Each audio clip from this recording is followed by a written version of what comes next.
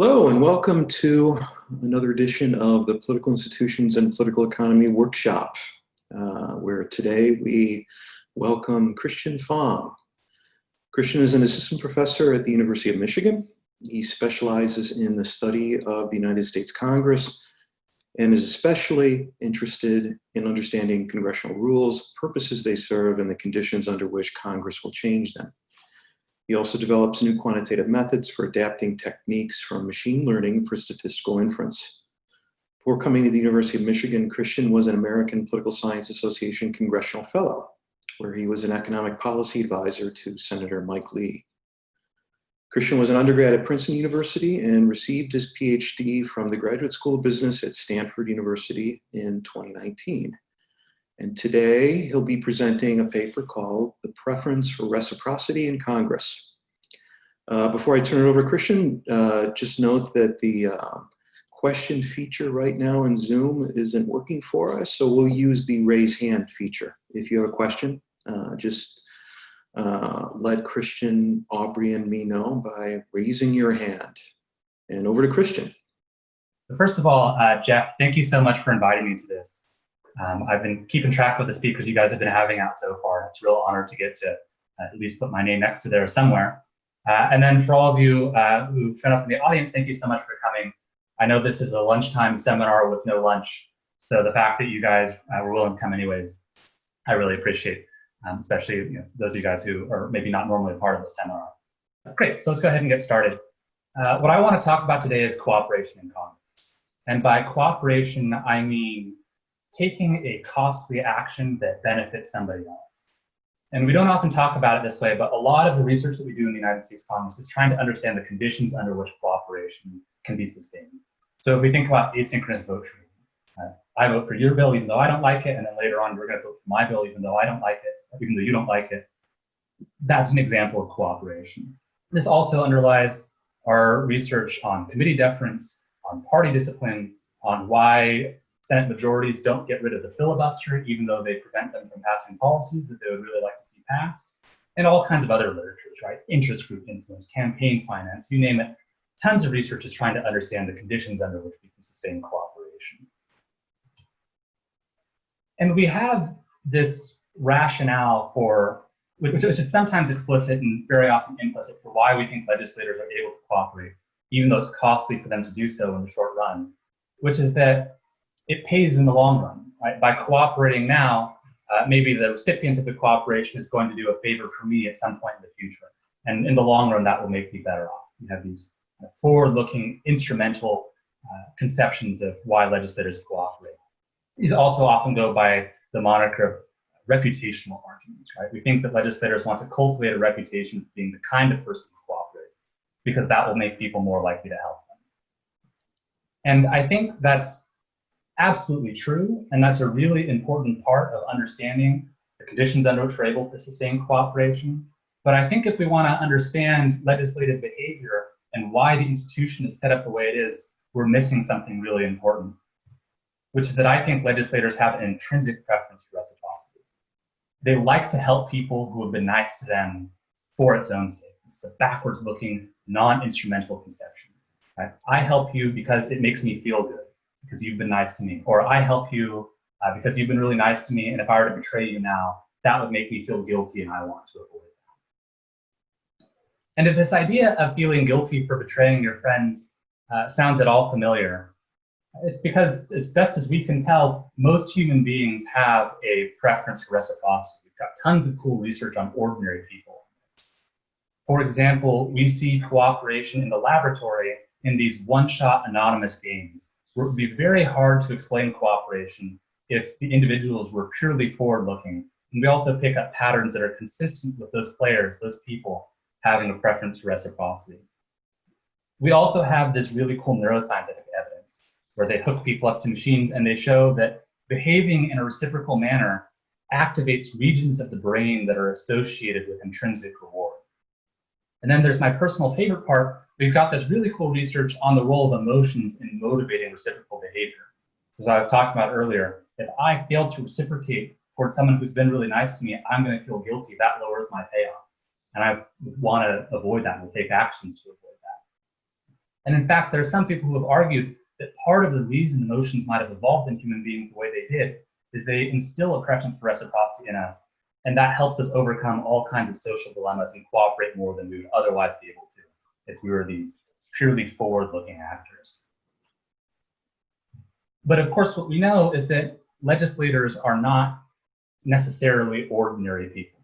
It takes a certain kind of person to decide to run, and then it takes a certain kind of person to actually win. And then once you show up, you're in this very bizarre institution that we imagine might socialize you out of your ordinary human feelings. And this is like a kind of a metaphor of Congress as being like the TV show House of Cards, right? We might imagine that legislatures are inhabited by these cold, calculating, almost sociopathic individuals who would sell their own children for parts that would help them get ahead in their political careers. And we're going to very often see them cooperating because they'll find it instrumentally useful to do so, but the only reason they're doing it is because they think it's going to cause them to come out ahead in the long run. Now, I want to contrast that with an alternate metaphor for Congress, which is that it's more like the TV show The Office. Right? Congress is this roughly ordinary workplace that definitely is inhabited by some zany characters, but people who are ultimately, for the most part, psychologically normal human beings who have instrumental and professional motivations, right? They want to get reelected. They want to pass certain kinds of public policy. They want to advance within the chamber. But they also have preferences about how they treat the people around them, social preferences. And if we want to understand how they behave and why they set up the institution the way that they do, we need to account for these social preferences as well. Now, I think this is an intrinsically really interesting question. It's worth answering for its own sake. But just in case you're not sold, I want to, I guess I should say, I first want to talk a little bit about why we still don't know the answer to this question. So we have some cool qualitative evidence from the early interviews-based studies of Congress that has suggested that there might be some kind of preference for reciprocity. And then we also have one really cool lab study I was able to find that was run by Dan Butler and Thad Kauser, which looked at incoming state legislators, people who were about to serve their first term in office, and they went to their orientation and they had them play a public goods game. And Butler and Kauser found that legislators contribute towards the public good, which shows that legislators, at least in the lab when they're being watched, have some kind of pro-social preferences. So that doesn't quite get us to a preference for reciprocity. We also don't know how externally valid a study like this is going to be, but there's some suggested evidence there. And there are also some studies that use a preference for reciprocity as a simplifying assumption for making a theoretical argument. But I would argue that we don't have any kind of direct quantitative test for whether legislators seem to have a preference for reciprocity. So as I mentioned earlier, I think this is an intrinsically interesting question, but I think there are also some important stakes in how we go about studying Congress. So for one, when you think back to all those different existing literatures in the United States Congress that were trying to understand the conditions under which we're able to sustain cooperation, we're really interested in what are the barriers to cooperation, right? And how might those explain changes in behavior in Congress or in the way the institution's set up? And if what you think is really important is reputation, there are certain things you ought to be looking at, right? You ought to be looking at whether they can write down agreements or verbalize agreements that will cover every relevant contingency that might arise for whether they actually are going to need to cooperate or whether they'll be excused from what they agreed to. We would want to know how expensive or how feasible is monitoring whether the counterparty is actually cooperating with you. How costly is it to retaliate against somebody who defects when they were supposed to cooperate? And then how long are your time horizons? And there have been lots of really cool studies that have looked at cooperation from this angle, and I think gotten us some good traction on these substantive questions that we ask about Congress. The one thing that I think is really cool about reciprocity is that it raises an additional set of considerations that will also affect whether we're likely to see cooperation. So for example, there's this really cool research in social psychology that shows that the violation of one norm will decrease compliance with other norms. So in a congressional context, if there's a preference for reciprocity, then what we might see is that when we get violations of norms like the norm of comedy, right? You're supposed to treat your colleagues relatively well and interact with them in a polite way. Those violations might spill over into weakening the preference for reciprocity and undermine cooperation, even among legislators who are not direct participants in that violation of the comity. I think that's an interesting possibility. We also know that there's variation in the distribution of pro-social preferences within individuals. So perhaps when the institution is inhabited by lots of people who have certain kinds of psychological characteristics, we're more likely to see cooperation than others. There's been some suggested evidence that the less time you have to make decisions, the stronger the influence of reciprocity is going to be.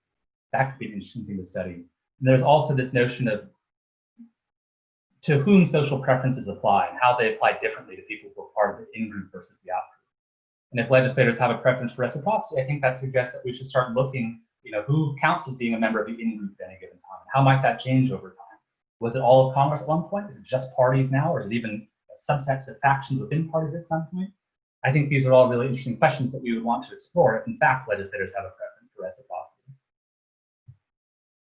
Then another thing that I think is really important is that compared to these forward-looking reputational arguments, backwards-looking reciprocity-based arguments give us relatively clear predictions about what's going to happen and make it a lot easier to motivate studies that look at the relationship between past behavior and present cooperation. And let me specify a couple examples of what I mean.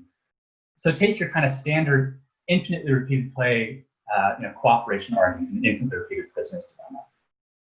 One question that's very hard to answer via theory is what past behavior matters? Do I only care how this person has treated me as an individual, or do I care about their interactions with every single member of the legislature? Do I bring all of those into my calculations in deciding whether I want to cooperate with this individual right now?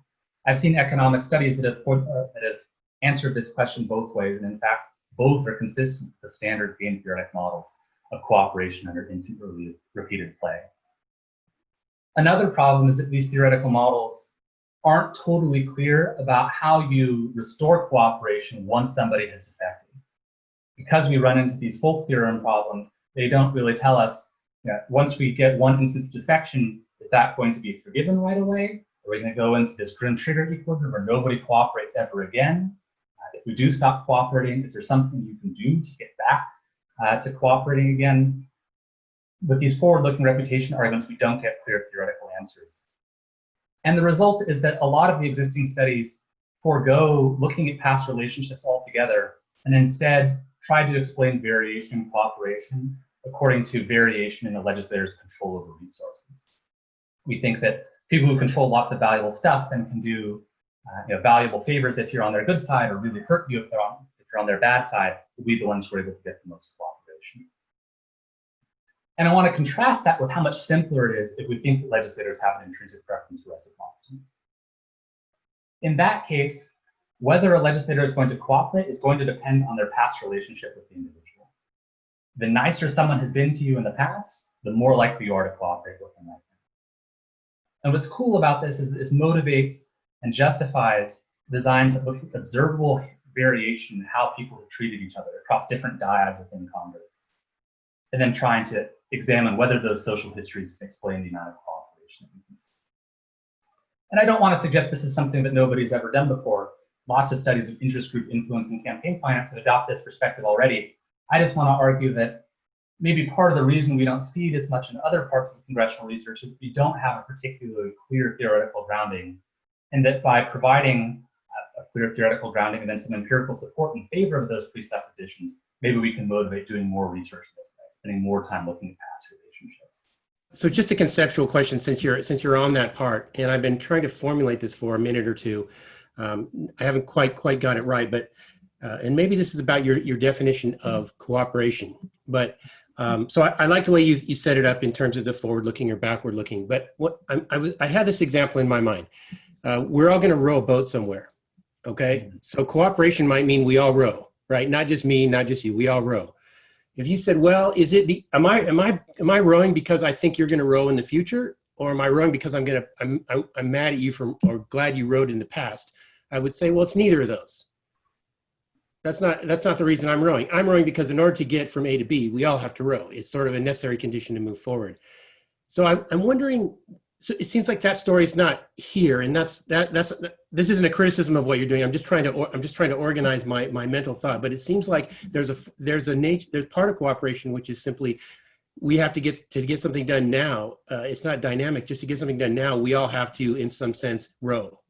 How do you? I don't know if you can help me think through that a little bit. Yeah, absolutely. So I think part of the problem here is that there's like kind of ordinary English language meanings of words, and then we need to somehow map those onto economic concepts. There can be some slippages and confusion that's created in the process of trying to do that. So take cooperation, for example. I think under the ordinary English definition of the word, all rowing together is absolutely an example of cooperation, right? But the underlying concept that I'm trying to look for here is when we've got something like a prisoner's dilemma, right? So the reason that we all row is it's in all of our immediate interest to row together, right? And those are not necessarily the kinds of situations that I'm trying to describe here.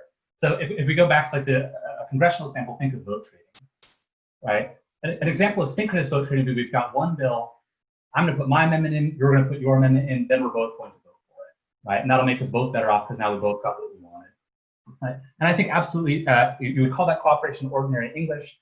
You would call that cooperation in some parts, in lots of cases in economics as well. But that's not quite what I mean, because it doesn't raise these problems of temporal slippage, right? The possibility that this person might not cooperate back, or the possibility that I'm not going to get repaid at some point in the future. So if you have like a better term, I think this project is still at the phase where conceptual clarity would be like a huge help. But I kind of glommed onto cooperation just because I was hoping to invoke the prisoner's dilemma, which is what I'm really talking about here, right? It's cases in which we're in something like a repeated prisoner's dilemma. So, okay, that's very helpful. So if I were to I think what you're saying is if I were to understand what you're doing is not cooperation writ large, but trying to understand, in some sense, vote trading over time, or how people make intertemporal bargains within Congress. Yeah, and that would be a little more accurate. On this question. Would it be maybe clearer if I talked about just the exchange of favors? Yeah, they're all good to me. I'm just trying to. I'm not. This isn't a subtle me of saying I have a question, but it's really an attack. It's not an attack. I'm just trying to organize the thoughts in my head. But I'm getting that you're really fundamentally interested in the dynamic nature of how do we do business across time when, in some sense, you have to take a risk on me today, and I have to do something tomorrow, and you're really trying to understand how that works. And is that fair? Totally right. Yeah. Okay. And the reason I ask is if it's unclear or if it takes some time to kind of digest for some people, I want to make it a little easier for people next time. So thanks. I really appreciate that particular reaction. Okay, cool. So what I want to provide today is basically an empirical study of what I'm calling the intrinsic preference for reciprocity. There's going to be 3 studies. And the first 2 are going to look at this case where I would not expect to see any cooperation if legislators are purely forward-looking, and where I could expect to see some cooperation if legislators have a preference for reciprocity. And that's at the end of the game. You think back to your game theory class, when we've got a finitely repeated prisoner's dilemma, we're not going to see any cooperation. So you see the end of the game coming. Cooperation unravels. But if legislators have a preference for reciprocity, maybe not, right? Maybe even though I know this is the end of the game and you're never going to be able to repay me, I'm going to cooperate anyways. I'm going to return the favor anyways, because I feel grateful towards you and I would feel bad not to. So this first study is going to be a survey experiment that helps us look at how legislators behave in what I'm going to call the end of the game, which is really the end of their legislative careers. So this was a survey experiment run by a firm called CivPulse on about 7,000 state legislators and 5,000 state staffers. Predictably, when trying to survey this kind of a population, the response rate was relatively low. We had 134 of each respond, but still helpful. So the people who did respond got to see this survey instrument, which is going to describe a hypothetical situation, and it's going to ask them how they would expect a legislator to vote in this situation. And there are a few things I want to highlight about how this vignette works. And the first is in the very first paragraph about how I asked them to think about the question. I asked them to use their experiences interacting with other elected officials to answer how they think the individual in this situation would behave. And I do that for 2 reasons. One is that I don't want any kind of presentation biases. I don't want them thinking that it would look bad if I admitted that I really don't have a preference for reciprocity, because I know ordinary people do, but I don't. So I want to pretend like I do for purposes of the survey and looking good to the experiment. So this will helpfully avoid that. The other thing that I want to do is test whether legislators believe their colleagues have a preference for reciprocity. because that's going to be very useful for the purposes of theory building, right? Knowing that, in fact, you can count, or legislators are counting on their colleagues to reciprocate past kindness. Then once we get past that kind of initial setup, we start to set up the vignette. So we say that there's a senator, we'll call him Armstrong, who is about to vote on a pork barrel amendment that will benefit Senator Baker. The first thing that we're going to do is vary the context in which the policy is being voted on. We'll say that Armstrong and Baker's state is either experiencing a budget surplus or a budget deficit. And the idea is that Armstrong might be more willing to vote for a pork barrel amendment if the state's experiencing a surplus rather than a deficit. This is going to help us characterize the magnitude of the preference for reciprocity, which is going to come in on the next paragraph. So that's exactly what we do in this paragraph. We say that recently one of Armstrong's bills is up for a vote, and then it varies two ways. We say either that Baker voted for the bill even though it was unpopular in his district, in which case we would surmise that Armstrong has a reciprocal obligation towards Baker, to be more likely to comply, or that Baker did not vote for the bill because it's unpopular in Baker's district, in which case we would suppose that there's no reciprocal obligation owed. And the really key thing is in this last sentence here in the third paragraph, where we say that it is the last week of the term, and this is Armstrong's last term in the legislature. What we're trying to do here is, insofar as is possible, in a short survey experiment, in a prompt that's as long as people will actually read, cut off reputational forward-looking concerns, so that Armstrong's not going to be so much worried about his continuing relationship with Baker. Really, this is about what does Armstrong want to do? Does Armstrong want to cooperate with Baker on its own merits or not? And then we conclude by asking how likely the respondent thinks Armstrong is to vote yes on the amendment on a 7-point scale, where 7 is going to be the most likely. So here are the results of the survey experiment. Each of the cells is just the mean for that particular treatment arm, and then in the parentheses, we've got the standard deviation of that treatment group.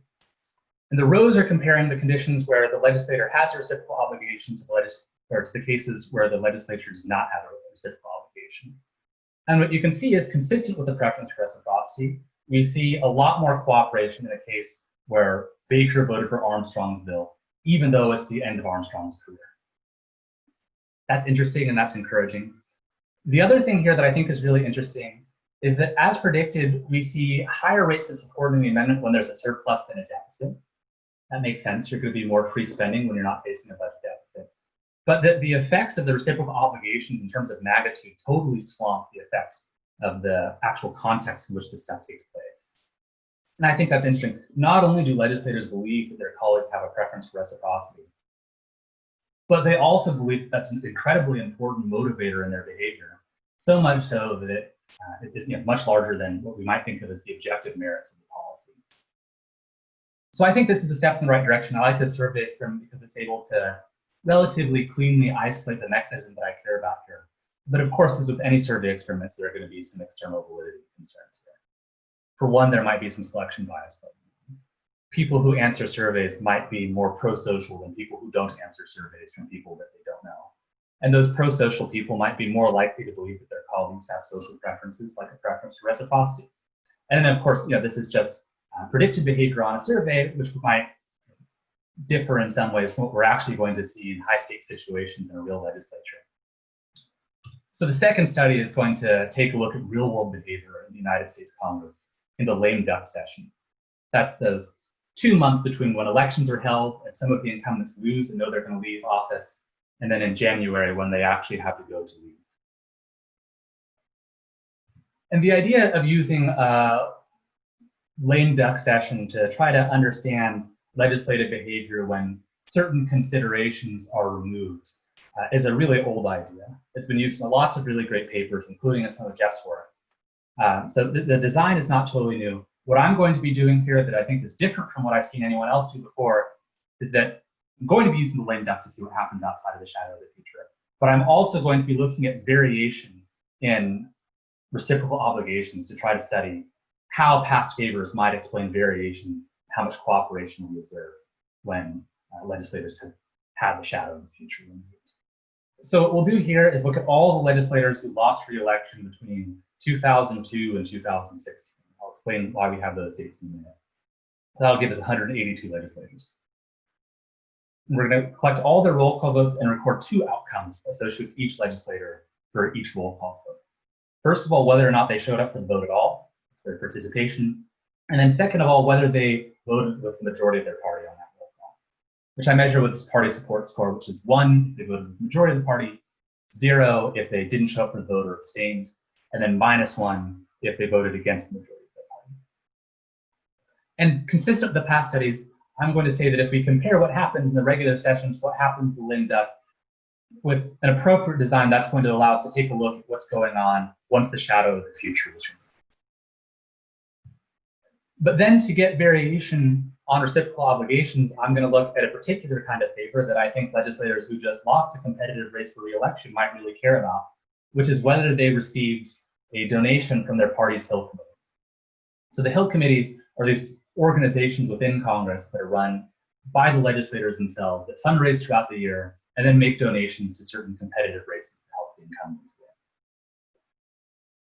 And we would think that if a legislator just got defeated in their re-election campaign, they would be somewhat grateful for the party that they at least tried to help if they received a donation from the Hill Committee, and might not feel so grateful towards the party if the party didn't give any kind of donation during that member's re-election. So to clarify what's going on here, I've got the model specification written down in kind of the familiar regression form. So suppose the outcome that we're interested in is participation. The outcome will be whether legislator I participated in roll call vote V. And we'll say that's a function of whether roll call vote V took place during the lame duck session. And then the second line is the parameter that I really care about, the interaction of whether roll call vote V took place in the lame duck session, and whether legislator I is a legislator who received funds from their party's Hill Committee.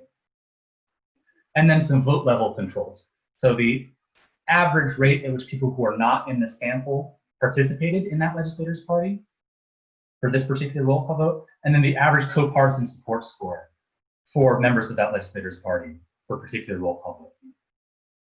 And then to make all these comparisons within the legislator, we're going to add legislator year fixed effects. Why legislator year? Because there are some legislators who have the bad luck of losing office multiple times. We'll show up a couple times in this data set and go on a different fixed effect for each of them. And then we're going to cluster these standard errors at the legislator level, right? Recognizing that a single sheet of funds is producing many observations from the data set. Now, I think as probably a lot of you guys are already thinking, there are some challenges associated with trying to estimate this sort of quantity. So for one, these Hill Committee funds might not be distributed at random. And in particular, we might be worried that legislators who are predisposed to vote or to support the party anyways are more likely to get funds than those who are not. And we want to make sure that our treatment variable is not just picking up pre-existing differences. Then relatedly, we might be worried that the kinds of roll call votes that we're going to see during the lame duck session are not going to be exactly like the kinds of roll call votes that we're going to see during the regular session. Maybe there'll be roll call votes where parties are more likely to all agree. Maybe they're going to be the kinds of roll call votes where people are more likely to show up or something like that. So the regression specification already takes care of a lot of these, or at least gets us a good chunk of the way there. So if we think about the non-random assignment of funds, if there are any differences between legislators that are stable across time, that's all going to get soaked up by the legislator level fixed effects. Likewise, when we've got a changing agenda, if those changing agendas affect all legislators similarly, that's going to be soaked up, 1, by the lame duck dummy variable, and then 2, by those roll call vote level controls. So the situation that we really need to be worried about is that the lame duck agenda is different. The people who get Hill Committee funds are different, but only different at the end of the session. So let me, sorry, I explained that for you. Let me back up and try to re-explain that.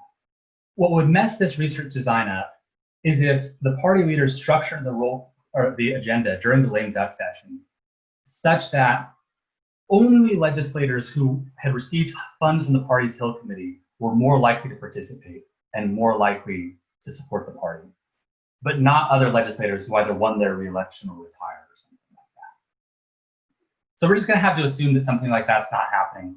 I think it would be pretty weird. I have thought for a long time if I could kind of construct any plausible story by which something like this would happen, and I couldn't think of anything, but that is a maintained assumption for the purposes of this design, that there's not some kind of special agenda design just around the people who receive funds from the Hill Committees or people who did not receive funds from the Hill Committees and lost. Then the third thing that I think probably a lot of you guys have been wondering about already, have been polite enough to not ask yet, or patient enough to not ask yet, is that maybe the game is not actually ending for some of these legislators. And there are two ways in which this might happen. So we've got two kinds of legislators for whom it might not be the end of the game. Legislators who are going to run for Congress again, and then legislators who are going to go off and become lobbyists. We might worry that if we see cooperation among these kinds of legislators, it's not actually capturing a preference for reciprocity. It's reflecting the fact that it's not really the end of the game for them, and they still care about their relationships and their reputations with their colleagues for purely forward-looking instrumental reasons. Right. So one way we can get around this, which I'm going to run in the future once I can collect the data, is that we might try to exclude the people who actually ran again, the people who actually became lobbyists from the data set. That wouldn't be perfect, because what we really want is people who are even thinking about becoming lobbyists, or who are even thinking about running again, because those people might cooperate just to keep their options open. But I'll do that later. What I've got for you now, which I think is also pretty informative and pretty useful, is an analysis that's run entirely within the subset of legislators who are over the age of 65. This is the oldest quintile of legislators. And the idea here is that these people are much less likely to run again.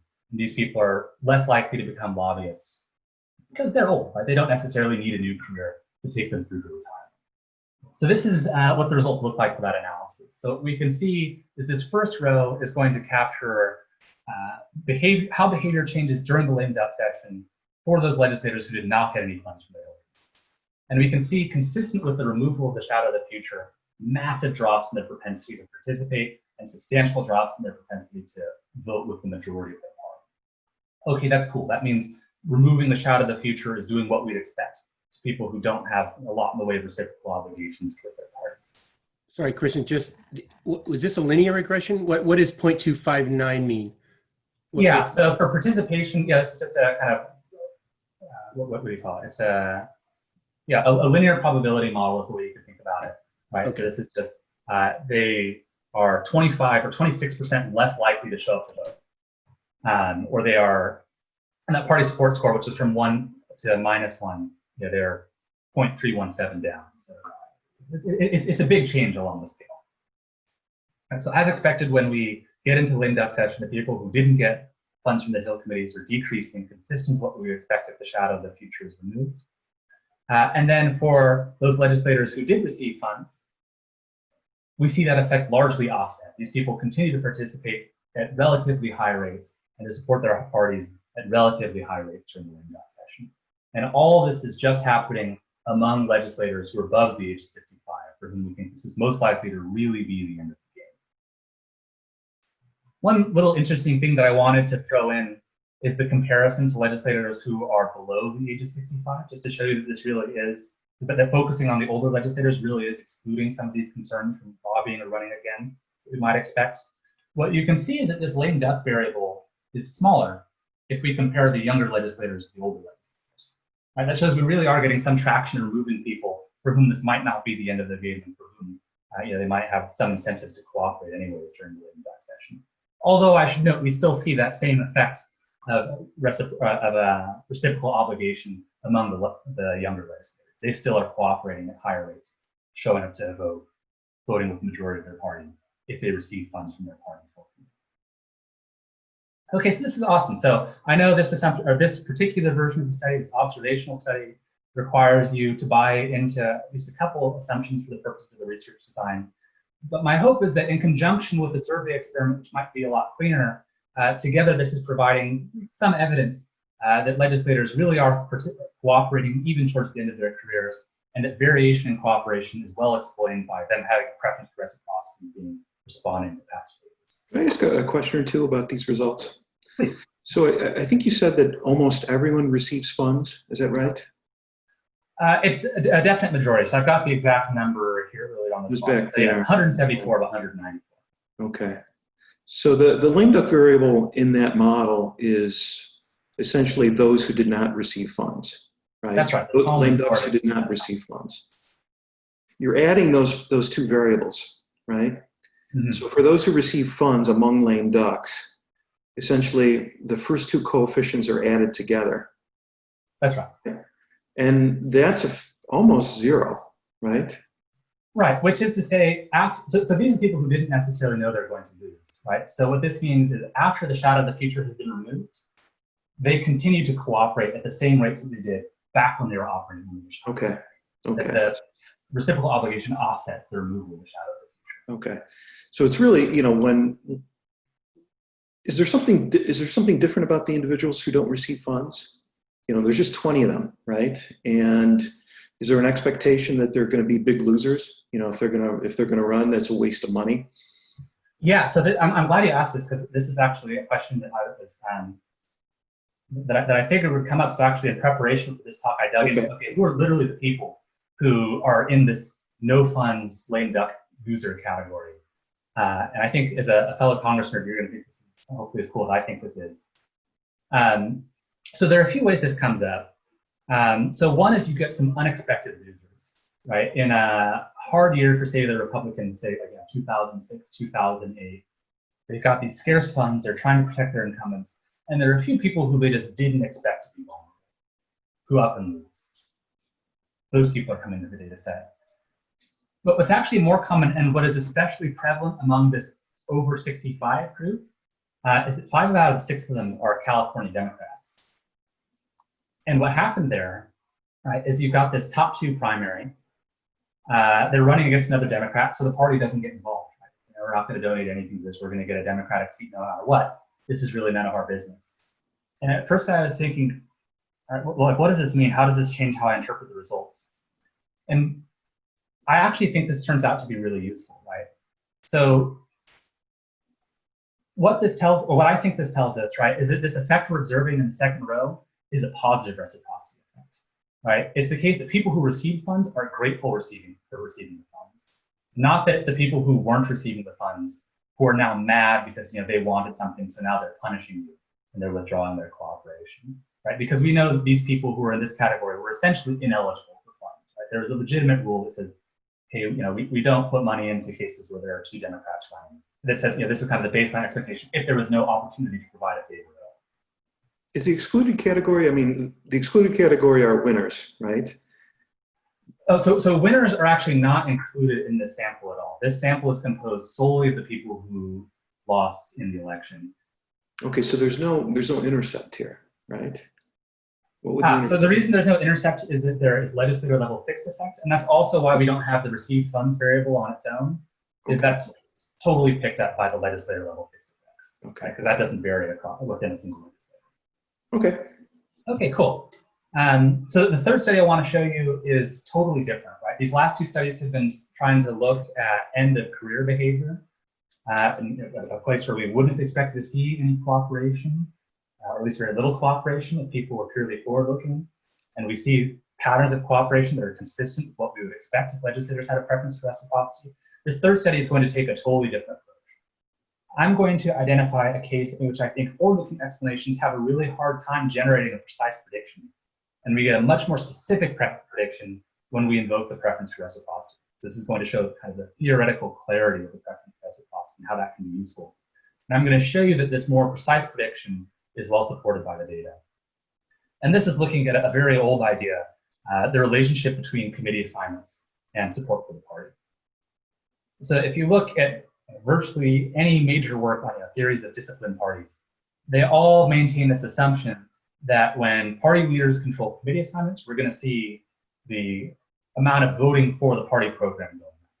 But I want to argue that at least among the quantitative literature, the mechanism by which this occurs is a little unclear. We've got a lot of studies that show that members of prestigious committees vote with their parties at a higher rate than people who are not members of prestigious committees.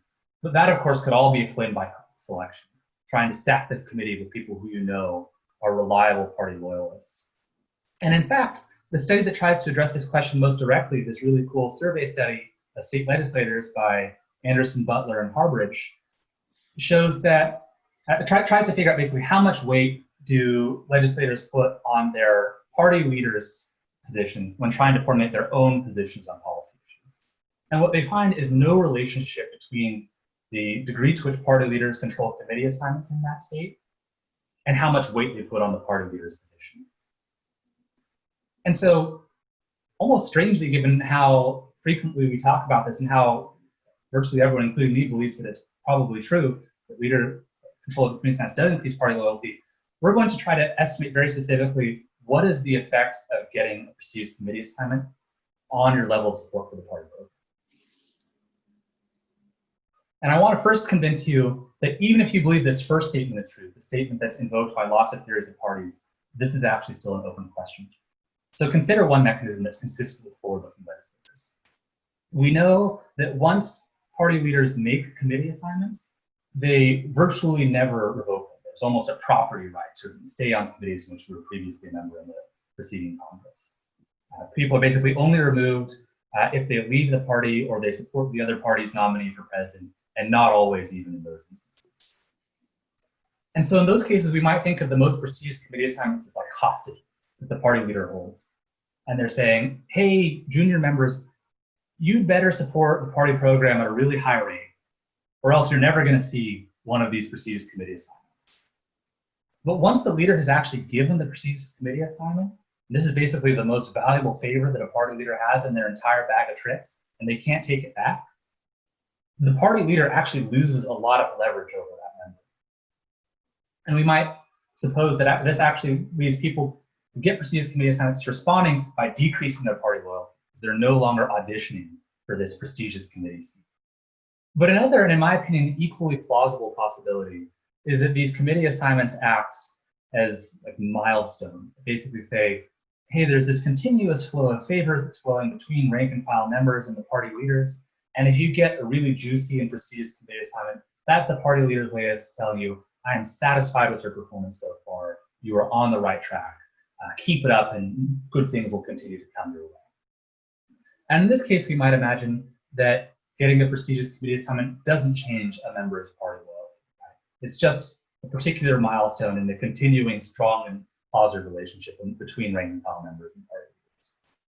And then we could just as easily produce a forward-looking argument for why we would expect prestigious committee assignments to increase party loyalty. Right? Maybe it's party leaders upping the ante and saying, hey, you like that? There's more of where that came from. You better start supporting the party program at an even higher rate.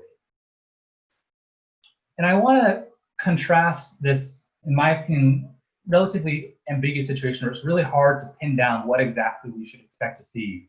Or equivalently, we could construct a plausible sounding theoretical argument to justify anything that might emerge from empirical analysis with the relative clarity that we have if we adopt the supposition that legislators have an intrinsic preference for reciprocity.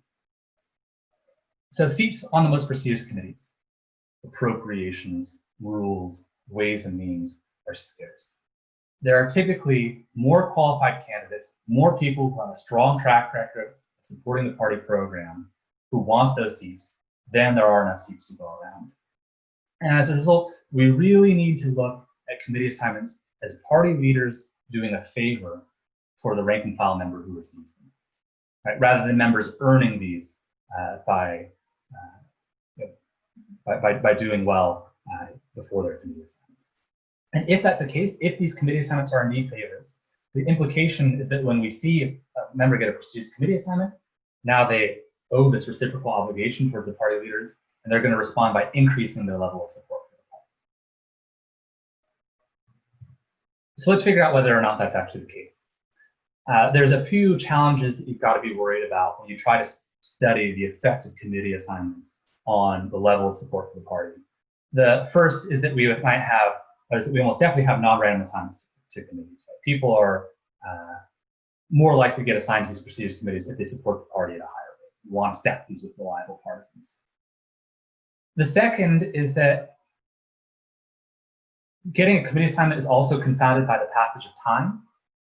And we know from studies like Tom Stratman's study, that's 1992, maybe it was 2000, that as legislators become more senior, they get to know their colleagues better.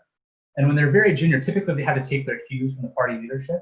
But as they get older and older, they have these alternative sources of cues. And they don't know who to vote. They have friends who they know are really knowledgeable about this area who usually agree with them. And they can start looking to those friends instead of the party leadership and trying to figure out how to vote on issues that they don't know a lot about. And so we might be worried that committee assignments are going to be confounded by the introduction of new sources of cues over time as legislators become more senior. And then the third challenge is actually a really subtle one. We might worry that when members are assigned to a committee, they also actually have to go join the committee, right? And they're going to be socialized into the way that the committee sees the legislative process, the way that the committee sees the party's program. And it might be the committee socialization rather than their gratitude for the assignment that's going to cause them to increase their level of support for the party. So I'm going to try to present a design that gets around all three of those. So for starters, we're going to identify all of the legislators who were assigned to one of the three most prestigious committees in the House: Appropriations, Rules, Ways and Means, between 1973 and 2006. So this is going to give us 289 treated legislators. And then to get us out of this problem of confounding the committee assignment with the passage of time, rather than comparing their post-assignment behavior to their pre-assignment behavior, we're going to match them to a similar control legislator and compare their behavior, both of their behaviors after the assignment.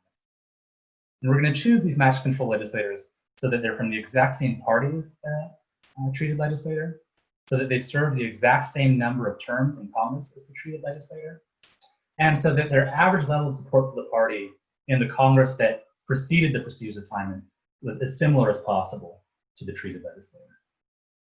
And if we do a good job at matching, is we won't be able to explain post-treatment differences in behavior by reference to pre-treatment differences in predispositions to support the party program. Is there an assumption here, Christian, that those 266 matched legislators wanted to be on prestigious committees and weren't selected? Not necessarily. It depends on whether you think that that variable is relevant to kind of predicting the counterfactual of how the treated legislators would have behaved, right? So the maintained assumption that I'm making is that these legislators, whether or not they wanted to be on a prestigious committee, are going to provide a reasonable counterfactual for how these treated legislators, who we know did want to be on the prestigious committee, would have behaved in the 2 years after the assignment. But you're assuming that this is a favor. We should think of this as a favor, right? Mm-hmm. If those 266 matched legislators didn't want the favor, weren't seeking the favor, is it in fact a favor for the 289 treated? Well, I think it's definitely a favor in the sense that typically there are, as I mentioned earlier, there are more people who want the seat than there are seats available, right? So it is a favor to the treated legislator. Somebody lost out, right? Whether or not the person who lost out is in the control group, I'm not sure that that's going to matter for purposes of making the control group a valid counterfactual estimate of the counterfactual post-treatment. Right? What we know is that these people in the top got a favor that they were looking for, and these people in the bottom didn't get that same favor. But somebody on the bottom might have wanted to be on commerce, right? They may have wanted to be on a distributive committee, right, and not one of the procedure committees, right? And so they would have received a favor, just not the kind of favor that you're looking at the top, right? Yeah, and I think that's absolutely plausible. I think especially for policy-oriented legislators or constituency-oriented legislators who are not interested in the Ways and Means portfolio, there's going to be a lot of that. If that's in fact the case, what we should observe is attenuation, right? Because some of the control legislators are in fact treated, so we're going to see a smaller treatment effect than we otherwise would. But as long as there's not perfect overlap, right, as long as some of these guys actually didn't get a favor, then we'll still be able to estimate this effect that we care about. To some extent, if you actually believe that there are lots of favors to give out and not just prestigious committee favors, then this becomes a harder test, right? I think I agree, but can you say more? Essentially, what you're doing is you're comparing two groups, right? One that gets the big favor and one that doesn't, right? The one that doesn't, in that group, there are going to be people who get favors, different kinds of favors, right? So they're going to be more loyal than they otherwise might have been. And that's going to make it harder to distinguish between these two groups. It's going to make it for a harder test. Okay, yes. So yeah, this is what I thought you meant. Yes, I would totally agree. So if we're still able to, in fact, in spite of the fact that maybe some of the control legislators are actually treated or received a similar treatment, if we're still able to estimate an effect, yes, and that's even better evidence, right? Yeah. reciprocity because it's so strong it's able to overcome this contamination of the control. Cool. Right, so great point. So what we're going to do here is rather than kind of looking at behavior at the legislative level, we're going to find all the roll call votes that each of the legislators took in the 2 years after the treated legislator got their committee assignment. So this will give us like 700,000 voting decisions. And then we're going to add roll call vote fixed effects, so the comparisons are all taking place within a particular roll call vote. And then in recognition that the treatment is only applied one time and then this produces a bunch of observations, we're going to cluster all of our standard errors at the legislator level, which is going to totally tank our effective sample size. Rather than having 700,000 voting decisions, we've really only got 500 distinct clusters. It's going to make finding effects harder, but definitely the right thing to do given how we think this process is being generated. What I want to show you first is that this matching strategy is able to produce pretty similar distributions of pre-assignment support for the party. This is the kernel density plot for the average party support score in the Congress before the prestigious assignment. Solid line is treated, dotted line is, or I guess the slash line is controlled. And they're not totally identical, but they're pretty darn similar. Right? This is unlikely that any observed differences are going to be explained away by pre-treatment differences between treatment and control groups. But I want to invoke the preference of reciprocity to get one even more specific prediction about how this is going to play out. It's going to help us get around that third problem that committee assignments are confounded by committee socialization. And what the preference for reciprocity tells us is that the favor ought to be owed to somebody.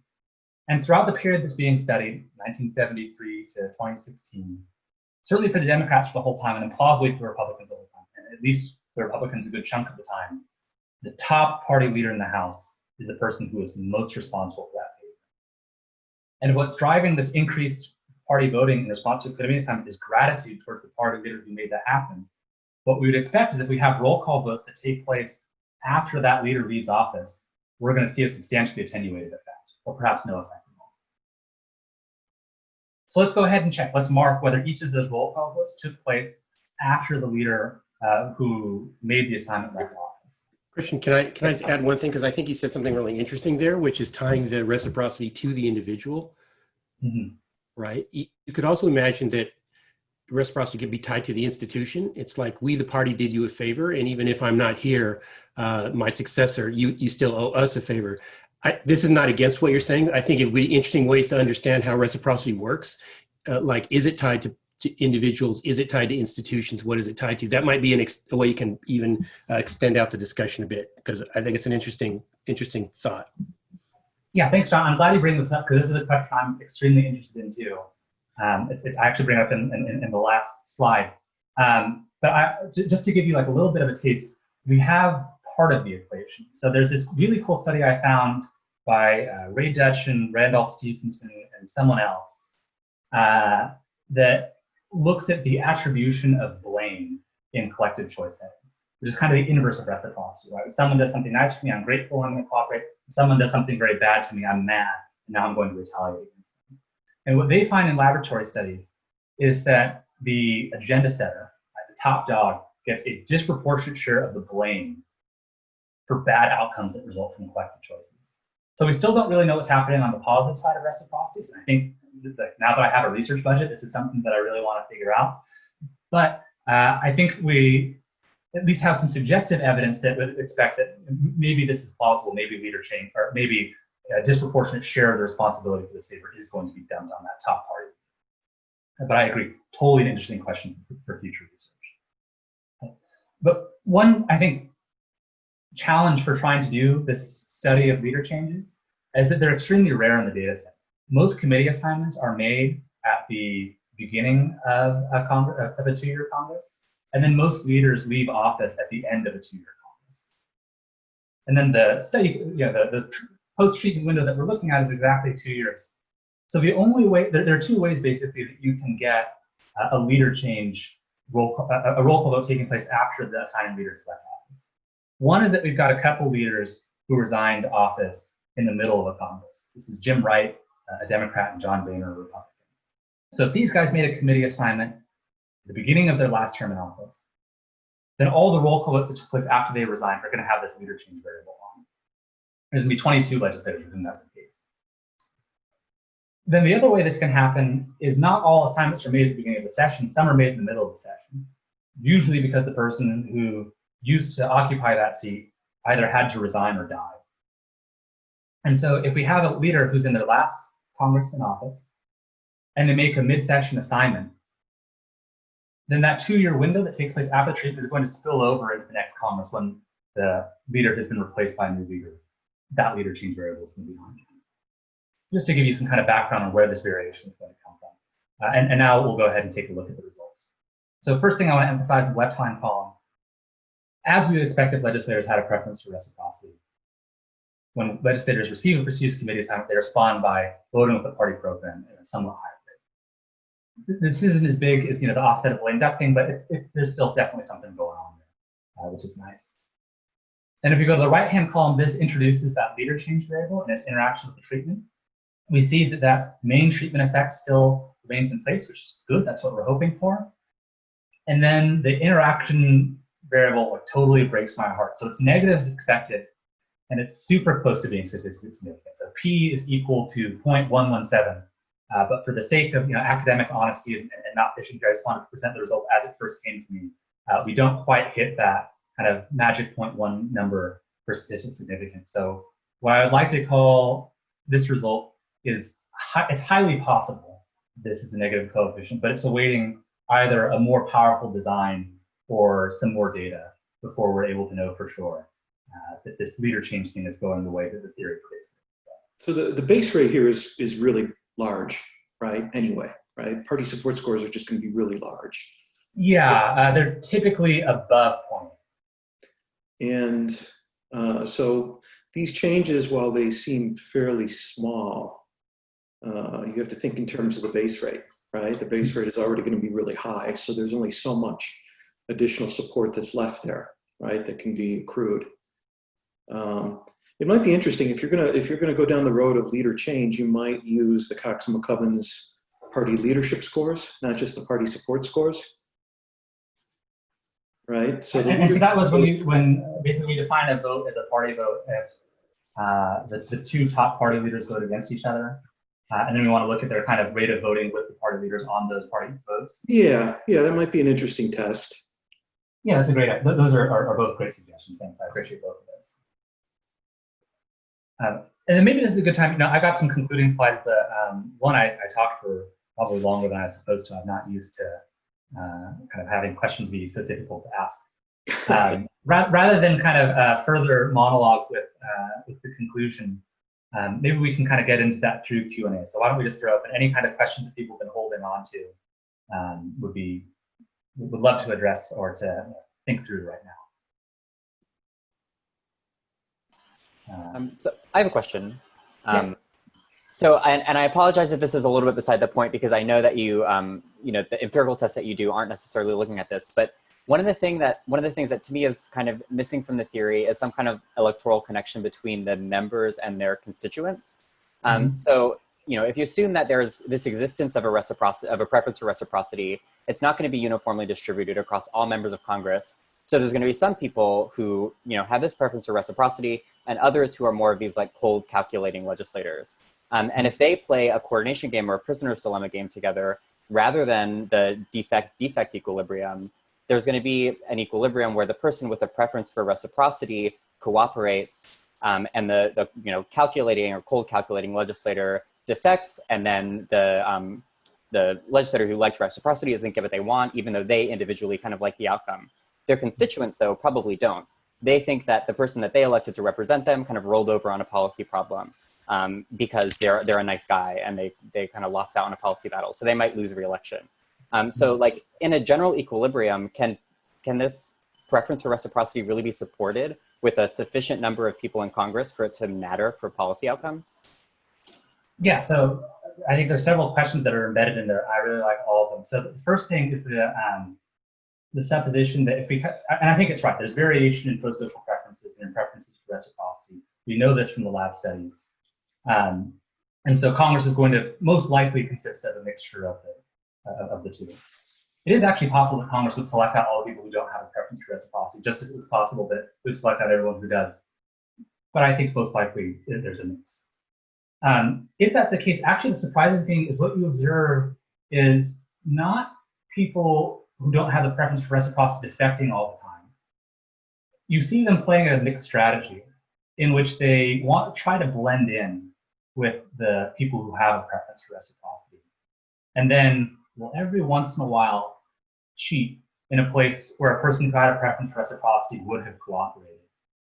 And then try and make up some excuse for why they cheated, right? So that people still believe that they have a preference for reciprocity.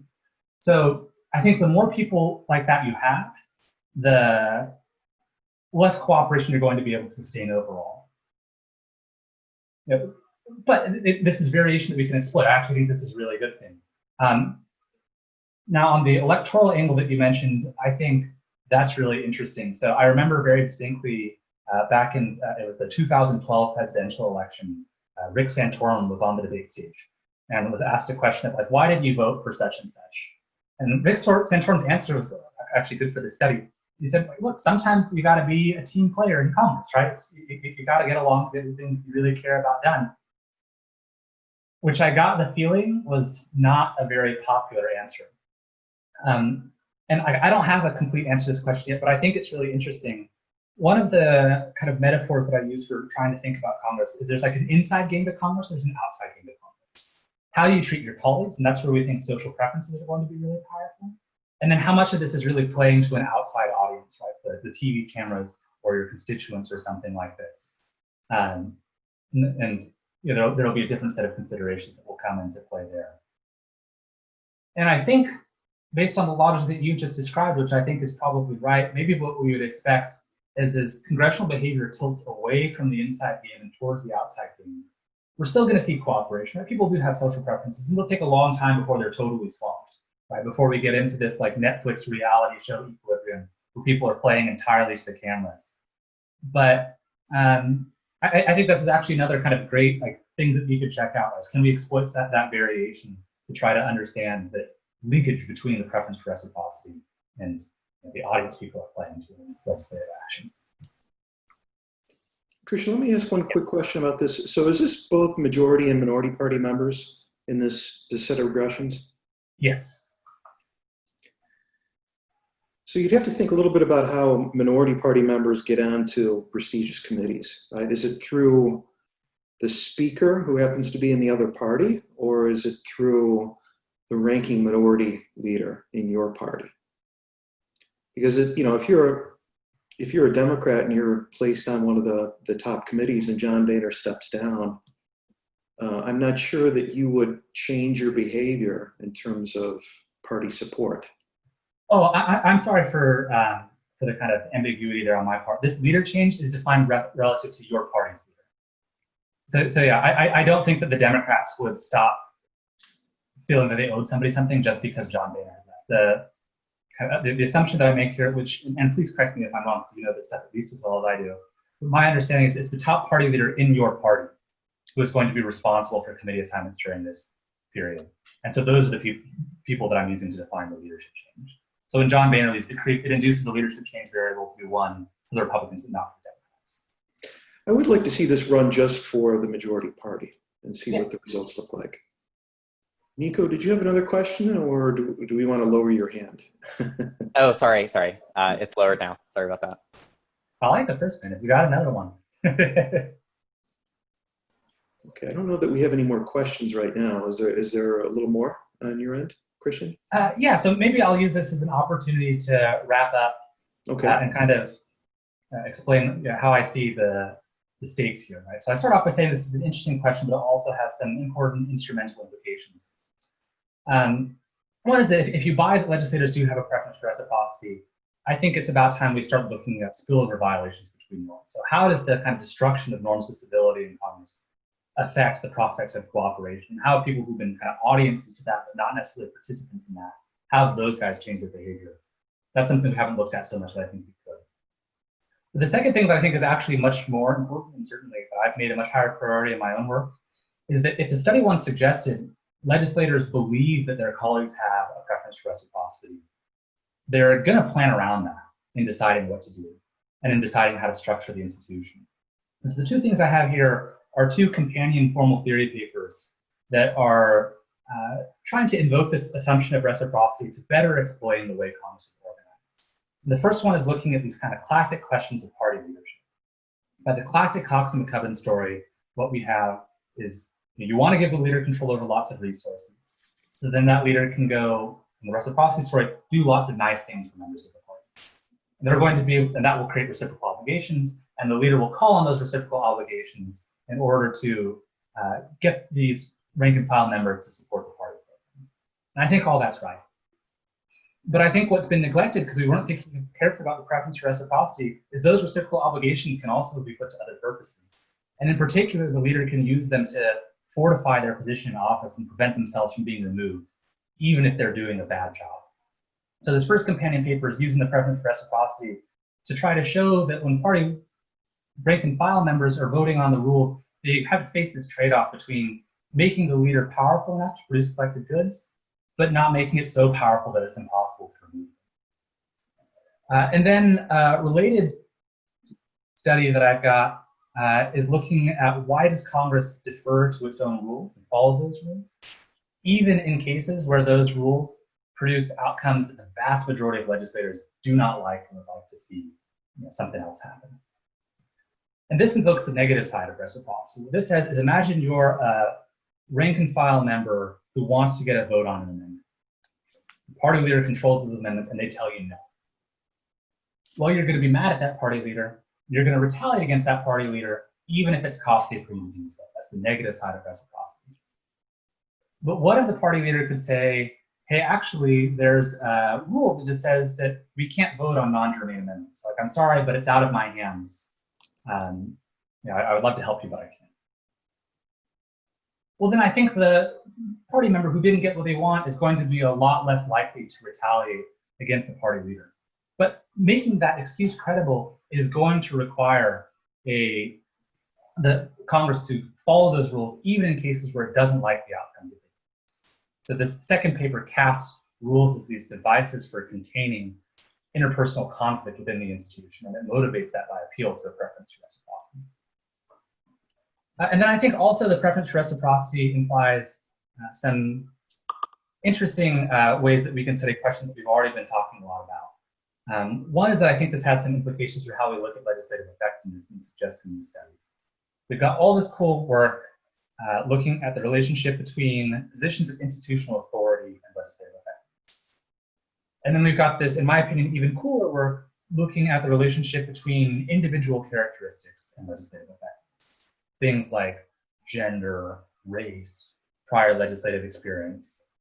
Bolton and Wiseman have got this new one on elite education. I think all that stuff is really interesting. But what we've spent a lot less time studying is the effects of particular kinds of behavior on legislative effectiveness. We've got some really cool work that looks at the congressional network that's kind of related to what I want to propose. It says your position in the network might be able to help explain your legislative effectiveness.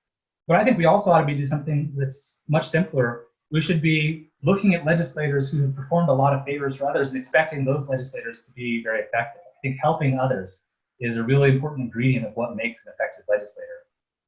And I think the preference for reciprocity raises an interesting way of looking at this question you might otherwise not have thought of, which is who do you do those favors for? Right? Are you helping people like party and committee leaders who have a lot to offer you right now? Or are you making investments in relatively junior legislators who don't have a lot to offer?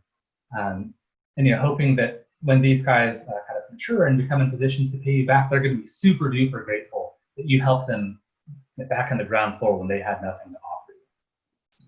I think as it exists, the preference for reciprocity, as it's been studied in psychology, doesn't give us a clear prediction for this. But I think it's an interesting way to try to study this question. You can think of legislators as almost investing in a portfolio of relationships. Then another empirical angle on this that I think is interesting is the possibility that we can try to use reciprocity and favors to understand why gridlock emerges and why gridlock can be hard to break out of. So imagine for a moment that you're a legislator and you're trying to decide whether or not to do a favor for one of your colleagues. And suppose for the sake of argument that you have no existing relationship with this colleague. You don't owe them anything. You're deciding whether or not you want to initiate a relationship. relationship. Well, you know this colleague probably has a preference for reciprocity. So one thing that you're going to consider is whether this is someone who you're likely to need a favor from ever, or at least sometime soon. And if it is, maybe you're more likely to do that favor. But if it's unlikely, then you're going to be less likely to do the favor. And I think this leads to the possibility of a gridlock trap, right? Where there's not a lot of legislation coming through.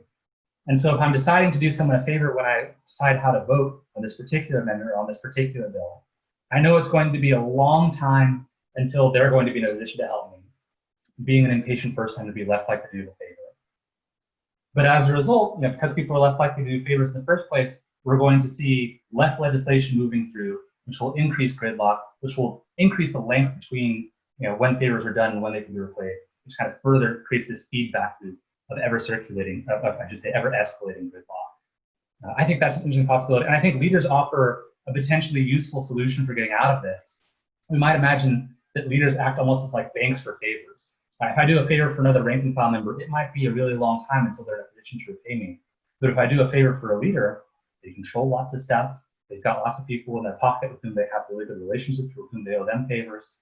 And if we've got this institution of a leader, we can break ourselves out of these kinds of gridlock traps, and know that we're going to get repaid relatively quickly. And I've got, I guess, one more slide if there's no more questions, which is, I'm not an expert on this. This is going outside of my lane, but I do think this has the potential to contribute back to literature on reciprocity. There's been some strand of arguments of the flavor that reciprocity is really an artifact of the laboratory, that it emerges in these low-stake situations where people don't have a lot of time to decide what they're going to want to do. And granted, a lot of the time, congressmen don't have a lot of time to decide what they want to do. But I think that shows that this is not an artifact of the laboratory. People use the preference for reciprocity to decide what they want to do, even in matters of setting national policy, which are about as high-stakes decisions as you can imagine. And then we've actually talked a lot about this, so I won't go back through this again. But I think this raises some practical questions about how reciprocity works that emerge really only when we go to apply it and see how it works in a real political institution. I think it would be fun to kind of go back to the literature and try and answer some of these questions in an abstract sense, both so we can contribute to psychology and behavioral economics, and then so we can bring those findings back to produce ever more specific predictions for what's going to happen in Congress. Cool, so that's all I have. I know we're close to time. If there are any more questions, I'm happy to take them. But if not, thank you so much, everyone, for coming. I really appreciate you guys coming to check this stuff out, and I really appreciate all the comments and suggestions and questions you guys have raised. I have just one question. I wonder if your year as a Congressional APSA Fellow has affected your work at all, or the way that you think about some of these things? Yeah, so this is, I like this question. And then is Carlos still here? Carlos is Carlos is still here. Carlos is one of my classmates in the Congressional Fellowship, so I've made some friends who influenced my thinking somewhat on these sorts of things as well. I came in believing that relationships were really important. I definitely left believing that relationships were really important. I think the thing that was really impressed on me over the course of the fellowship, that I had heard about coming in, but I didn't realize just how true it was, is how constrained the opportunities are for these people to develop relationships with one another. Legislators have virtually no unstructured time in their schedules. And it seems to me like the only time when they really just kind of get together and hang out with their colleagues and kind of build these friendships that I might think would be really important for explaining what they would do are through these bi-weekly party lunches. And I kind of wonder if part of the reason that we see such extensive polarization, and part of the reason why we see the increasing violation of these norms about how legislators are supposed to treat one another, is that we've cut off most of the opportunities for party members or for members of opposite parties to just interact with one another in casual settings and build up that kind of initial rapport that they can use to get a favor exchange going. And then a related thing actually that I worked on a little bit for COVID is, of course, the House is doing I believe doing some remote voting now, and that's something that's been considered in the Senate. I kind of fear that if we go over to remote voting, the legislators will find it really convenient and will never go back to voting in person. One of the only cases where I saw regularly members of opposite parties interact with one another was kind of casual conversations on the floor on their way to or on their way back from voting. I think if we undermine the institution of the floor vote, that could have pretty negative consequences for the prospects for bipartisan cooperation. And I know there's some, I think it was, done some really cool work on videos of C-SPAN and of the floor and interactions on there. So I think there's another exciting research into it as well. Any final questions for Christian before we call it quits today? Looking for raised hands. I'm not seeing any. All right. Well, thank you, Christian. I really do appreciate it. As you know, some of this work kind of touches on some of my work from the past. So it's always nice to see that my line of research is not dead. That's a nice thing.